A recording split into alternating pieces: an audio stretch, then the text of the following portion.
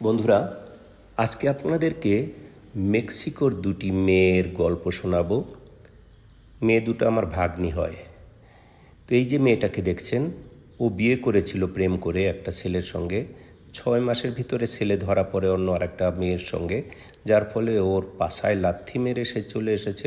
এবং চলে এসে কিন্তু সে পানিতে পড়েনি, ওরই আর একটা কাজিন, ওই কাজিনের সঙ্গে সে যে করেছে, এই যে দোকানটা দিয়েছে যার সামনে দেখছেন বহু লোকে বিয়ার খাচ্ছে, আপনারা দেখতে পাচ্ছেন ওই যে ও চলে যাচ্ছে দ্রুত বিয়ার ডেলিভারি দেওয়ার জন্য। আমরা দেখলাম এই হলো বিয়ার, যে বিয়ারগুলো হাতে করে নিয়ে যাচ্ছে এবং ও ডেলিভারি দেয়।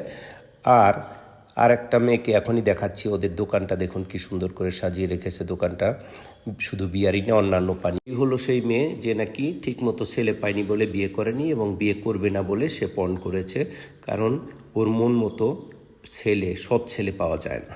আবার দেখা হবে, বাই।